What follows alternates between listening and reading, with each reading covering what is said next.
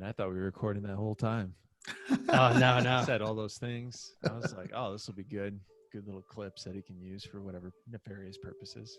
Nefarious purposes. Nefarious purposes. All right, you ready? Yes. All right, guys, welcome back to the Veteran Entrepreneur Podcast. Today we have Carson Crook, the owner of Team Sciath. He also has a co-founder as well who is not here. His name is Sam. What's Sam's last name? Parker. Sam Parker. Sam Parker. He's an Army veteran. Me and Carson served together in 2-9, 2nd Battalion, 9th Marines, and we deployed together. Although we didn't know each other at the time, we were in the same unit. And Carson actually had me on his podcast, the Carson Crook podcast, and we had a great time talking about lots of things, military related.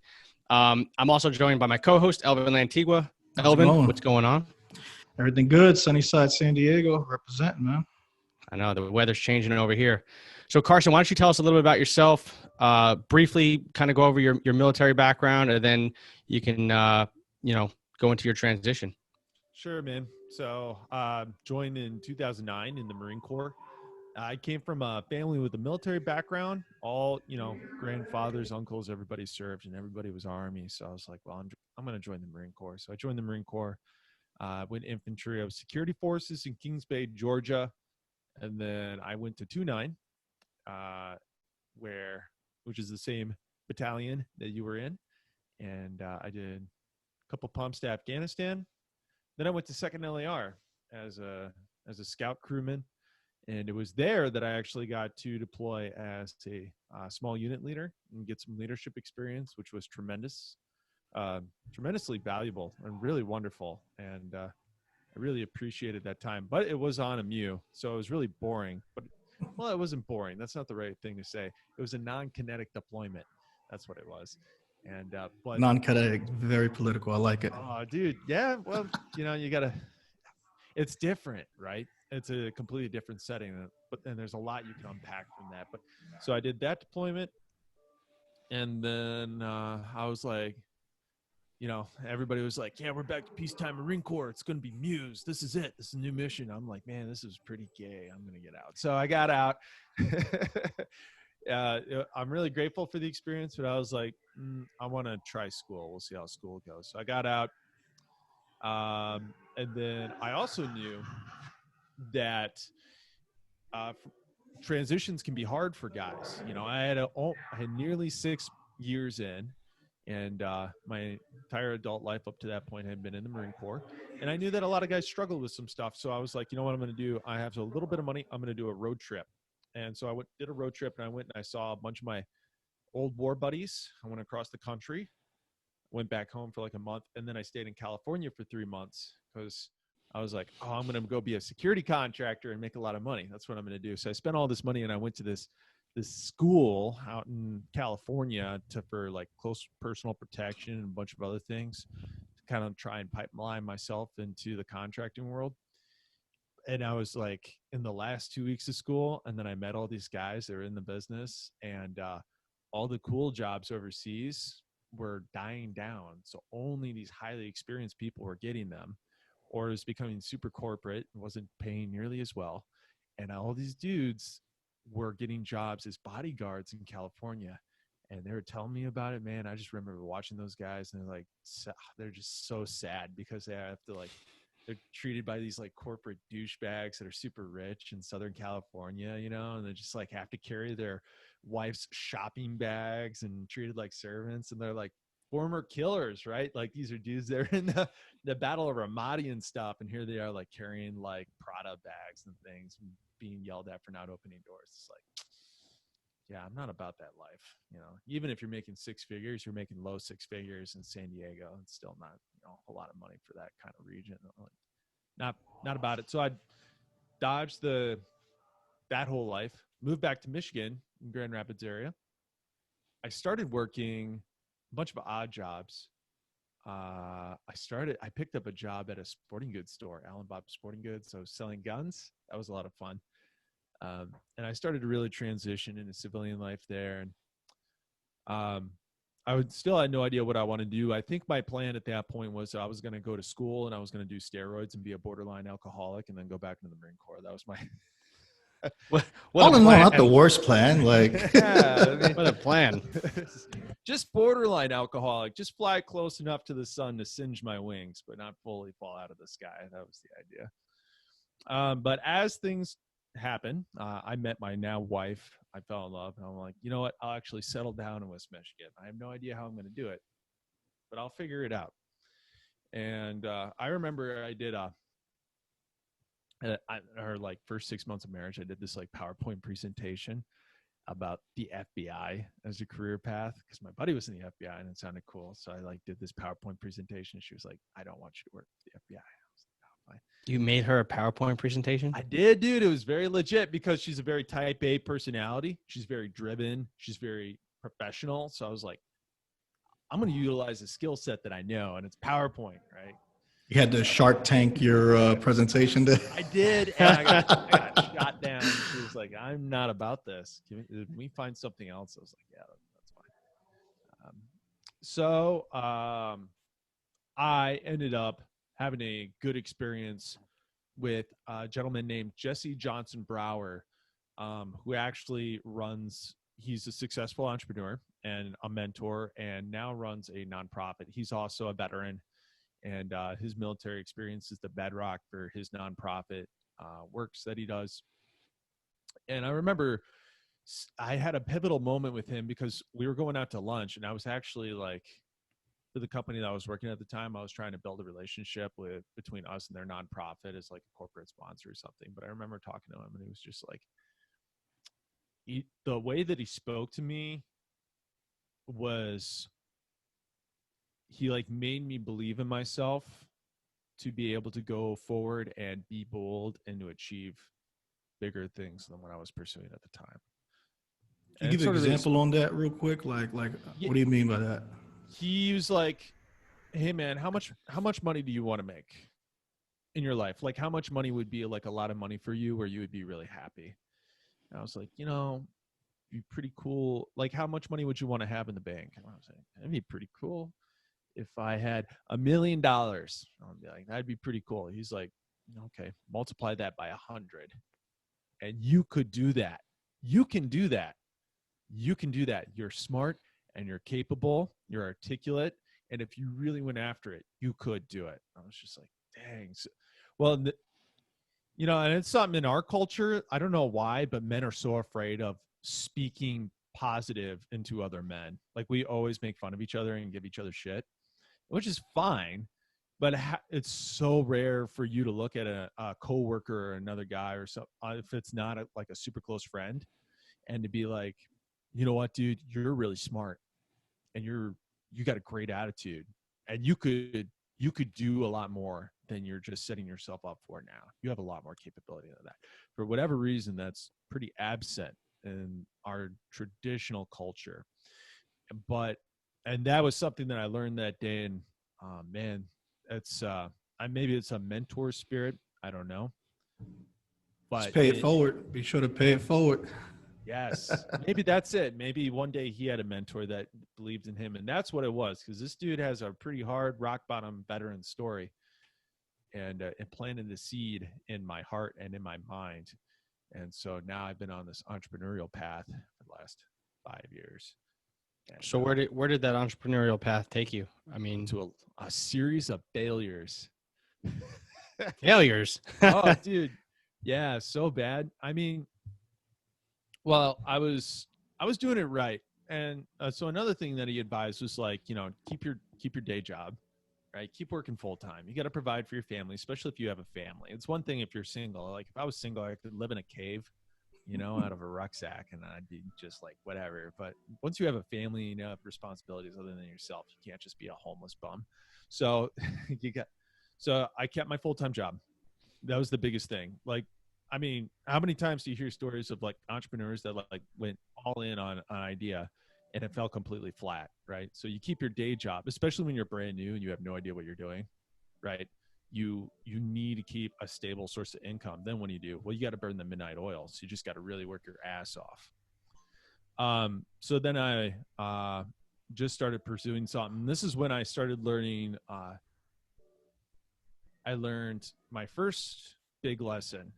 which is the power of interest, right? Interest, when you're trying to find something that you want to pursue, and often you don't know when you're brand new to the game, you don't know what that thing is. You just know that you want to seek it, right? You just have like a lot of this energy inside of you, and you want to make your situation better, and you want to pursue something big, but you don't know what. So you just get started. That's what you do. You're just like, well, I'll just do something that sounds interesting. That first step is hard. I'm similar. I always say it's like a blessing for somebody who knew what they wanted to be when they grew up. And it's so much tougher when like, oh, you want to start something? And then they're like, yeah, what is it? Whatever. Like, I'll figure it out. I just don't know where. Right. So that first step, because we're not the only ones. And I feel like there's a lot of confusion out there when it comes to that. Pick anything. Like to me at this point, that's how I got started. I don't know if that's how I'm gonna finish, but that's at least where I'm getting started. So for anybody getting started, just start what? Just start it. So start it, but set yourself up so that you can risk it, right? Right. So you got to be able to take risky moves. You're absolutely right. And so that's the other thing I did is I didn't borrow any money, right? I didn't borrow a dime, and I kept my day job. And when I needed money for my first startup, I was fortunate to have a job where I could sign up for overtime. So that's what I did. I signed up for a bunch of overtime, and I got $1,500. And I was like, how can I start a thing with $1,500? So that's it. But how did you start a thing with $1,500? Dude, I did what everybody do. And so the old gold mine of e-commerce, right? E-commerce. So the old e-commerce game in which a lot of people made a lot of money was starting a website and buying stuff from China, either drop shipping it or fulfilling it yourself, but you have it made in China and then you shipped it over. So I started with this sunglasses. I was like, I have no idea what I want to do, but I'm going to do e-commerce because it's something that you can do and start with very little money. So I started getting into the talking with China game. And so I went on Alibaba or whatever it is. Is it Alibaba or AliExpress? There's two of them. Which one is the drop shipping one, and which one is the one where you source like people to make stuff? I think it's, Alibaba, I think, is the drop shipping one. Yeah, I think it's AliExpress is the other one where you can like talk to manufacturers and those sort of things. So that's the platform that I used, and I decided to go with sunglasses because they're small and they're lightweight and they're valuable, right? So they're cheap to ship, they're cheap to store, and you can ship them. And I started learning about merchandise and logistics. What else did I do? I started using my GI Bill. I went to school online for business, and I started learning things from there. I started finding YouTube videos to watch. Were there any courses that stood out in college? Because sometimes I feel like maybe 20% of everything I learned was what I was looking for. I mean, not gen ed. Well, actually, that's a very good point. Elvin. Yes. I'm so bad with names, so I'm really glad that I was able to do that right. I went to GBSU, so a local state university, for like a year, and then I did online schooling after that because online schooling allows me to be able to do school on my time when it's convenient. I work hospital security, so sometimes I have downtime and I can like hop on the computer and do school. So that was way more conducive and allowed me to better utilize my time than traditional like sit in a classroom style education does. But what I did get out of that school was I learned that 19-year-olds have really boring stories.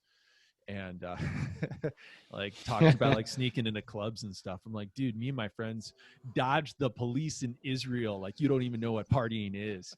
But I also took classes that I wasn't comfortable with. Right. So I took like logic. I took a logic course, which taught me a different perspective and a different way of thinking than I always understood. Right. And how to be able to view something objectively and detach from it emotionally.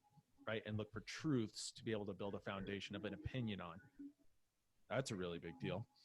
I also took a creative writing class, which is like short story and poetry and stuff. But that was really uncomfortable. So I'm like, I don't know about poetry. But you're writing sonnets over there? I did not write sonnets, but.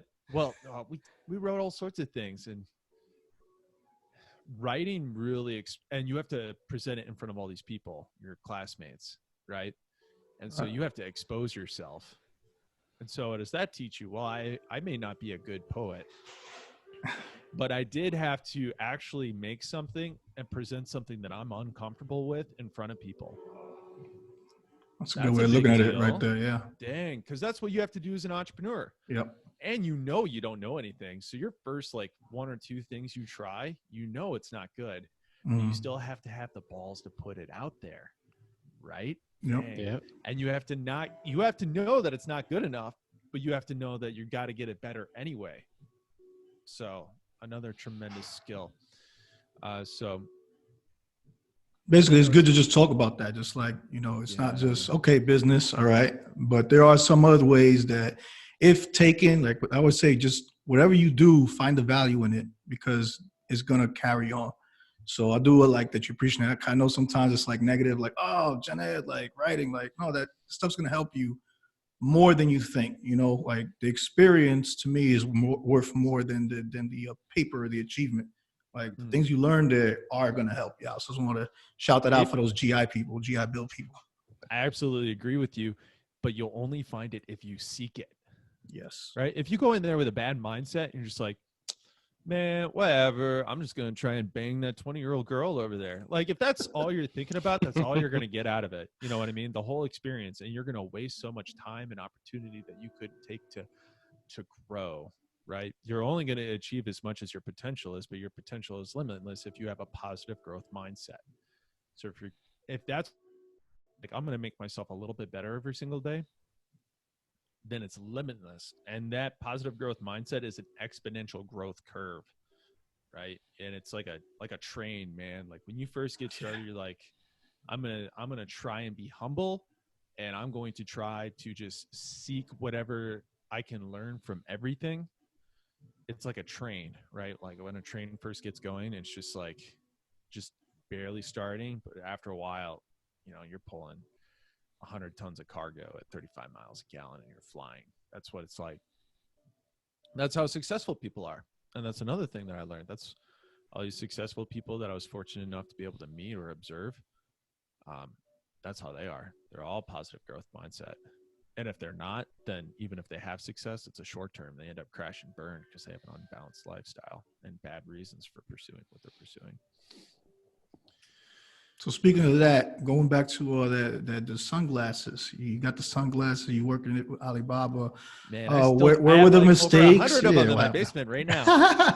They're still there. Still got the inventory. They're not doing anything. They could be sold on .millgear.com. That is .millgear.com. Oh yes, maybe. Me and Scott are gonna work on some stuff here shortly. Some new stuff. Dude. And this is why you don't risk money. And when you take out a loan on a venture, you are marrying to that thing. You are committing to that thing. And if you're new to the game, you got to learn about a bunch of stuff about yourself and about the game and which game you want to play. I learned pretty quickly, I don't like working with China. I don't like sourcing for, it doesn't feel good. It's not fun to me, and not only that, but the game is old and people are more aware of it now. And the competitive advantage is kind of gone from it. There are advantages, right? And also it's not true that only junk comes out of China. You can get good stuff out of China if you source right. So I'm not dousing on that, but I learned a lot of things by trying it. And I learned about sourcing, I learned about product, I learned about development, I learned about prototypes because I had some cool ideas and I learned how to and I did a bunch of research on stuff that I'm not going to talk about because I still might go into it. I don't know. But I learned a lot of things, and I learned I didn't like that game. But because I had only risked $1,500 to get like 300 units of product, and how did you sell it? Did you try to sell it? Was there a website online that you got to at least? Yep, I had. The brand was called Hustle and Win. So it was HW sunglasses. And I made a website on Shopify, which I had to learn how to do. And I was like, I'm going to ship it myself. And so started shipping it myself. I was like, I had to learn about marketing because If you build it, they don't necessarily come, right? Oh, Whoa. That's the thing. Like I you're like like that. all fired up They for will it. come, You think Ray. it's awesome. You tell all your friends about it, and some of them buy it because they want to be supportive, but they don't really like the product, Yeah. but they want to be supportive of you. And then you're like, look around after a month or two, and you're like, there is nobody coming to my website. So, so yeah. And I didn't like the game anyway, so I got out of it. So what did you end up switching to? Supplements, sports nutrition. So I wanted to get into the supplement game. It was a little bit more money, and it was a whole nother industry to learn. And it was more regulation and those sort of things. But I found a distribution company that I wanted to work with. So I got like a couple of products lined up that I could buy in like small quantity. And they were manufactured in the United States from good sources that had good ratings. So I knew the quality was good. I tried it myself. It was good stuff. So I had like a pre-workout, a BCA powder, and like some pills. I had like a sleep aid product and a joint health product. And I was like, this is good stuff. And I launched it under this company brand name called Crook Industries because I'm very clever, right? So I just like used my own name. And then I launched as COVID was hitting and all the gyms shut down. And then my wife got furloughed and then her identity got stolen. Jesus. So we weren't even able to pull unemployment for her. And so we ran into a financial situation and we started eating away at our emergency fund. And so we were like, and the business wasn't selling. Nobody was coming to the website. I had just launched it. I had all the overhead and we were bleeding capital. Were you drop shipping that? I was, yeah. I had but it was from the United States. It wasn't from overseas. I had a warehouse that I was working with out of that was associated with the distribution company. So you had to get inventory. They weren't like white labeling it. It was, well, technically it is white labeling, right? Because you're buying in small quantities and then you're storing it at a warehouse. I mean, you're talking minimum order quantities of less than 100 units. So it is white labeling. It's not like you're buying like traditional supplement branding. You have to buy like anywhere from 1,000 to 10,000 units. That's more like, and maybe you do custom formula, but maybe not, or maybe you change it just a little bit. So I guess the question is like, what is white labeling? And white labeling kind of feels bad, but that's, it doesn't sound good. But like for me and for coffee and a lot, I've talked to a lot of other people that do this. Like if someone orders coffee from my website, I actually don't pay for any inventory at all, period. I just work with a wholesaler who basically takes their coffee, throws it in the bag. Once the order comes in, puts my label on it, sends it out. But I don't have to buy anything up front. Yeah, that and makes that's sense. Perfect. And then it comes down to like, why. So this is actually a really good point. If people want to actually learn something from this or learn stuff from this, if I could, it's a good way to word this. If I can offer a little bit of advice from the mistakes that I've made to make it easier for people. All right. So this is something I learned recently. What's the point of your website, Scott? Ultimately to drive traffic to sell a product. Right. To sell a product. That's what most people would say. That's what I would originally say, but it's not what your website's for. A website is to build trust, right? A website is to build trust. Your content is to build trust so that when people look at you and they look at your website and they look at your brand, it's trustworthy. If your website looks like crap, they're going to assume that you're an untrustworthy website. Maybe you'll steal their information or maybe the product's not good. That's the point of a website, man, is to build trust that people will trust to buy your product. And if you're white labeling, me personally, like I'm down for white labeling as long as the product is good. There's people out there that'll white label, stuff that's not good. And you don't build any trust. And that's a real problem with like drop shipping from China and like the whole Chinese thing. That's the old game, right? That was a way that a lot of people made a lot of money 10, 14 years ago and got really rich really quick, was the wolf mug thing. You hear about the wolf mug thing? That's the classic story about drop shipping from China, right? It's like the dude that found the Facebook group that's obsessed with wolves, and then he paid advertise to sell wolf mugs to them, and he made like, I don't know, it was like hundreds of thousands of dollars. What? That's funny. Yeah. I think what we're trying to say is if it comes to white labeling, don't be lazy with it. That's all. Like it works. Just do your due diligence. I'm just, oh yeah, I'm gonna just go here and there because you know, I would say that because that coffee's good. Like, Yeah, yeah, make that Dot sure. Milk coffee's good, you know, but you have to do your Yeah, due diligence to make sure of that. absolutely. Make sure the product is good. Make sure that you're focused on building trust and you have a good why for your brand, right? So yeah, so I did that, and so I had to shut that down.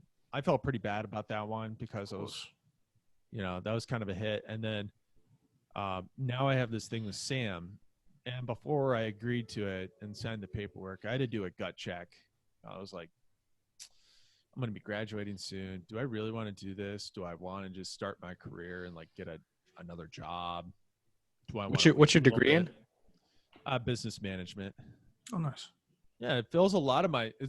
I've been very happy to have that degree because, especially now that I'm in my like, I'll graduate in December. In my Mhm. later classes, there's a lot of skills that I just don't have as an entrepreneur from like the beginning of the hustle that you can pull in. Things like strategic management, information management systems. Business You know, it's, planning. Yeah. yeah, all this stuff. So that was, and I get GI Bill money from it, right? Especially for going to school online. The classes that are not beneficial, I just cheese as hard as possible, and I get my GI Bill check. Mhm. But the ones that are valuable, I can really dive in, and I can pull a lot of information from that. Another benefit of online education is like your classmates are all experienced people. They're all working professionals. At AMU, a lot of them are military veterans, but a lot of them Yeah. are like, yeah, dude, I'm master sergeant and been in for like 19 years, and here's what I think about like this like leadership theory. Oh, that's pretty cool. Um, Shoot, I lost my train of thought. So yeah, I had to shut that business down, and I had to do a gut check. Do I want to do this again? And came in. Now I looked at a partnership, and a partnership is pretty intimidating because it's not no longer is it I'll just fail myself if it fails. Now I'll fail somebody else, somebody that I respect a lot, whose opinion matters to me, and whose opinion of me matters. So that was a really big deal, and I had to think about it and pray about it for a little while, and then I was like, you know what, I'm gonna do it, and I'm gonna go all in, and I'm gonna give it my best work. And what is it that you went into, and how did you meet each other? Like, how did you get into the conversation, and what ultimately did you come up with? And what about the partnership? Right, a lot of questions. And what about the partnership? Like, why the partnership? You know, what did you see in that? Where for other people who are thinking, man, you know, I want to do it myself, do it all, or should I split the cost and split the work? That's all really good questions. And I've seen friends of mine that get into partnerships and they end up going sideways. And that's what was intimidating about it. But I've also seen a few people that have had really good partnerships. So I evaluated that and I applied that into my decision making. So I met Sam through both of us volunteering at this nonprofit. Now it was formerly VetGR, now it's LifeGR, and um, they do therapy and counseling for veterans and first responders that suffer from PTSD. And then they also have a program called She Will Stay for the wives of veterans and first responders that suffer from PTSD to, help their marriage and stuff. Very successful program and very well run. That's where Jesse is. That's his nonprofit. Him and Tara run that. And so that's also where I met Jesse. So I met Sam there, and we were worked together on a couple of things. We really liked working together. We vibed well, and then we signed up to do this like huge rucking event. We were going to ruck from Washington D.C. to New York City, and it was going to take a couple of months. And we're going to do this giant promotional for this Jesse's other startup, which is Hero Raise, which is a crowdfunding platform for veterans and first responders, kind of like a GoFundMe, but specifically for heroes, verified heroes. That's awesome. Is that still in existence? Yep. And I think he's still working on the website as of today, whatever this is, October 9th. But it is due to launch very, very soon. And it's very, very exciting. And so we were going to do that, but then COVID happened. So we canked it. And Sam and I kept talking, and eventually we were like, dude, like, You want to do something together? It's like, yeah. So we launched a brand. We launched it called Team Sciath. What we decided to do is we're going to focus on creating video content and just working together that way, not necessarily making money yet. So we did a bunch of videos together, and we decided we can work well together, and then we signed the papers, and now we're trying to figure out a way to make money. Yeah. So what's the, or at least what do you guys have in mind? What are some of the general courses of action? Well, I'll go into that, but before I do, I'll talk about like the value of our partnership together. So him and I are both military veterans. We both have a heart for fundraising and especially this specific nonprofit, but also helping not just the veteran community, but the first responder community as well. He's a volunteer firefighter. I grew up, my dad's a career paramedic, and so we both have a heart for first responder communities as well. So that's a core of like a lot of what we do. But we both love fitness. We both are Jocko disciples, right? Good. And man, dude, I did go see that video. It was good. Dude, it makes it so much easier when you both speak the same value language. Yeah. And we both take ownership, and our communication is simple both ways. And we automatically apply, cover, and move. Like, it's just so easy. It's so easy. It's so easy. Like, I am forever grateful for having Sam. Sam's also an experienced business owner. He has his gym. He owns a CrossFit gym. He's been self-employed since he got out of the Army, I think in like 2009. Which is a really nice looking gym, at least from the videos. It's beautiful. Yeah. Yeah. Terrific facility. It's harder to get it by myself now that coronavirus is like, now that our state's more open, more people can come work out there. So it's like, but it's a great facility. He's extremely knowledgeable, and he's a tremendous athlete. Last year, he did on Veterans Day, he did a 24-hour Murph challenge, and he did I think it was 10 Murphs in 24 hours, and he did it as a fundraiser. And so he loves doing these like tremendous, huge challenges. He's a very good coach. He's a very good trainer. So he's extremely knowledgeable. He's already a successful entrepreneur. He's 10 years older than me, right? He's even like a good father and a good husband. So I partnered up with him because he carries a lot of knowledge and experience that I don't have. I like to say that I'm the nerd of the partnership, and he's like the talented and interesting one.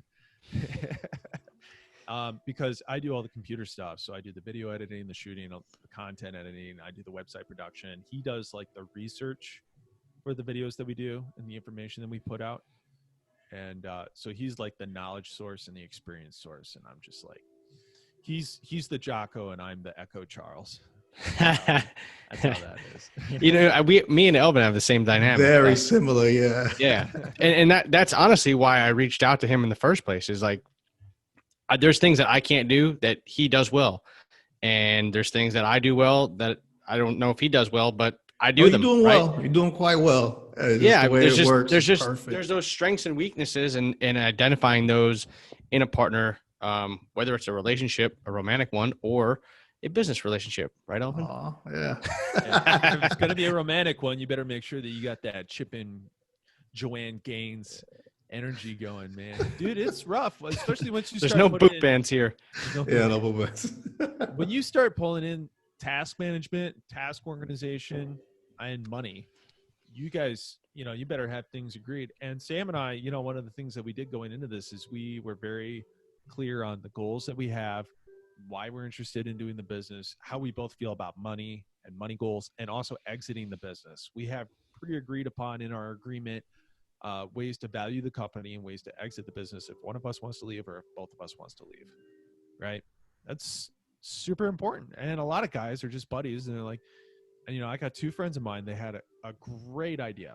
They had a great idea for a business. They went to a pitch competition. They got a bunch of money for it, and they put into it, and they make their own product, and it's really cool.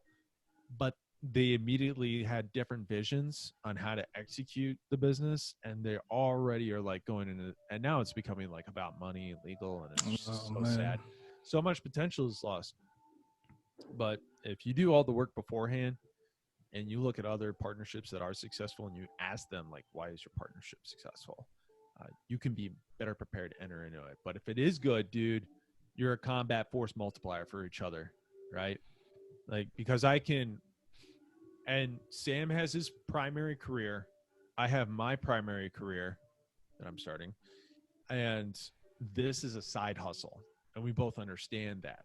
But at the same time, we want it to be successful. And the only way that we can do that is if we partner off of each other's strengths. So very, very fortunate to have Sam. Otherwise, I probably would not be starting another venture. Why a partnership and not a LLC? Did y'all It consider is an that? LLC. Okay, It is an LLC partnership. Okay. Yep. Gotcha. It's good just so people know that. Yes. Yes. So just to go back, where are you taking this? Because I'm seeing what you guys are doing on social media, and I like it. I'm just trying to figure out from you where is this going? Where are you directing it? And who, I guess, ultimately are you trying to influence? We are good question. So that's all in development right now, but right now we're leaning towards supplements and sports nutrition. Yeah, it's an experienced field and it's a good field to get in. I was really thinking, like, I wanted even to suggest that, like, you already have the nutrients already kind of made, and he has a gym that's almost, perfect for each other. It's too easy. Yeah. Too easy. There's one thing I want to touch on, though. Full disclosure, I did take your pre-workout earlier. I went and dragged the sled for 45 minutes. I still have your pre-workout. I don't take a lot of pre-workout, so every once in a while when I'm not feeling it and I know I need to get out there, pop a little the Carson Crook or Crook Industries pre-workout. They got the creatine. He sent me a whole box when I went on this podcast. Get out of here. He's like, hey, if you come on my podcast, I'll send you these supplements. And I was like, okay, cool. Like, and then like I got a box like this, dude, of like an enormous amount of supplements. Yeah, it was legit. I was like, okay, that's impressive. That's dope. That's awesome. Yeah, dude. Oh, I'm really glad that you like this stuff. So I'm working on it right now. I don't know when the products will launch, but that's in development right now. We also thought about doing some other things. We want to take our branding in a different direction. We've been making these things and we've been making content, but we're like, okay, let's just grow this organically and slowly and see where it goes. So now we're leaning on taking the branding into like a late 80s, early 90s theme. Right? Yeah, you're gonna shorts with neons. Yeah, we're gonna do some Jane stuff, Fonda man. action. Yeah, there you go. You guys gonna do some aerobics? I don't know. I don't think Sam does aerobics. I don't think he's more about like suffering and training than aerobics. You know what we're doing, dude, is we got our next project is a fundraiser. So we're going to do this fundraiser on November 11th on Veterans Day. We're doing a 24-hour ruck to raise money for She Will Stay, because they just opened up their new online curriculum. They got 34,000 women that want to go through this online She Will Stay program. You say 34,000? 34,000. So they're fundraising $155,000 for material to be able to give to these women. They got 55,000 raised so far. They need 100,000 more. So Sam and I are going to do this 24-hour ruck challenge. It's going to be based out of his gym. And me and him are going to ruck for 24 hours. But people, if they want to show up and they want to ruck, they can park at his gym and then can just ruck for however long they want to ruck. And then they can go home and sleep and stuff. And then people can buy merch and stuff. And we're trying to organize this so the other gyms in the area can also partake at their locations, or any gyms that want to be involved for that matter can partake at their locations. So we're in the works of getting that organized right now and training for it. Sam sort of called Jesse and set it up yeah, dude, let's do a 24-hour ruck challenge to fundraise for you, and then told me about it after we committed. I was like, oh, great. Yeah. Voluntold. Yeah, dude. Yeah. Don't do that to me, man. He knew Don't I wouldn't ever say do that. No. Hey, man, we're going. No. Yeah, that's dope that you're doing that, man. Are you guys going to start posting a WOD, or you guys are doing that already, but are you guys going to create some sort of online subscription platform for exclusive content, more specific training relative to career, whether it's fire, because I've seen you do some fire stuff, whether it's military, whether it's police. I mean, is that sort of? That's a great question, dude. And these are all things that are in development and we've been talking about. And when you start it's so important, I think, to like figure out what your vision is before you start like jumping on like just trying to make money. Well, maybe. Well, no, it makes a good point. Like, I like the fact, like, what you figured out was you need a partner. That's what was executed. Now, in this partnership, you're trying to figure out what's the next step. How do we apply each other? And I guess that's where it's kind of more of a ideation and development stage. So you have an infinite amount of options right now. What you do know is that you're going to actually do this with somebody else that's going to be as committed as you. So I think that's also good. Every guest, usually we have a website set up and everything. Or no, what you figured out at your stage, which is awesome, because this is what other people need to be doing, is if you're going to work something by yourself, or are you actually going to get in with somebody else, and both ways isn't like, it's not like you're going to now do half the work. You're still putting 100%, but you just found somebody else is going to be putting 100% with you. So it should help skyrocket more. So good on you to getting on that step. Thank you. I really appreciate that. And that makes me feel good, which makes me feel confident to kind of spill the beans on what we're working on. So we're I'm trying to pull it out of you, bro. I know. I'm like, man, okay, yeah, I'll just say it. Well, it's kind of that thing, right? When you do this sort of stuff, especially when you have a couple of failures under your belt, it takes a little courage to put something out into the world, right? And to say what you're working on and say what you're doing. We are working on a platform where we drop ship supplements from our sourcing, right? High quality stuff. But then we have a membership program where, because the problem with supplements and sports nutrition is it's so expensive. It's so expensive, but these look good. It sucks, dude. If you're married and you and your wife both want to take pre-workout and you both want to take whey protein, you both need joint health, you both need krill oil, dude, that stuff adds up. I mean, traditional brands, $120 is going to run you 3, maybe 4 products, depending on what those are. So that's the problem. And the way that we thought to be able to address it is like, well, if we use this style of business that we want to utilize, we can do a subscription-based program where people can sign up like Netflix, and they pay a monthly fee, and then they can get supplements at cost, at the lowest price that we can literally possibly do all year long. You don't have to wait for a sale or do anything like that. You just get it at the best price that we could possibly give you, and then we take that subscription fee.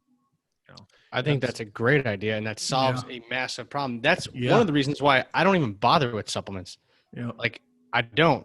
Not since I got out of the Marine Corps. Like, it's like, I don't want to have a $200 bill every month, on vitamins, on BCAAs, on pre-workout. I won't even drink proteins. It's just like, it's obnoxious to spend $50 on a thing of protein that, maybe it'll last me a month, and it's like, I got kids, I got this, I got that, I got car payments, I got insurance, I got a mortgage, I don't need to be spending $200 on supplements. But if it's affordable and you can cut that price down, well, now I'm in the game. Here's the thing, dude. Like, I work nights. I work a night shift.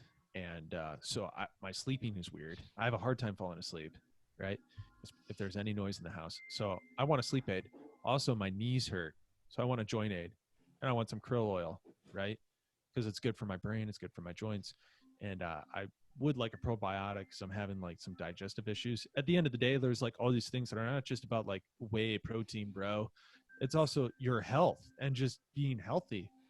And when you want to do that, it's so expensive. So, I'd rather enable people to be able to get all the things that they need to be successful and to be healthy. And if you want to be fit, cool. But there's also things on there that everybody should be taking. Like, every American should be taking krill oil and collagen and a multivitamin. Every American should be taking those 3 things. And so those are 3 things that we're going to offer in our line.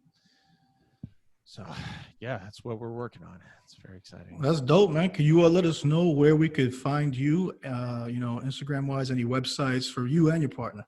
Yes. So we're on teamsciath.com is the website, currently under construction, because I'm adding all the products and everything. But teamsciath.com. And then you can follow us. When's it going live? As soon as I can finish it. Okay. I don't have a live date yet.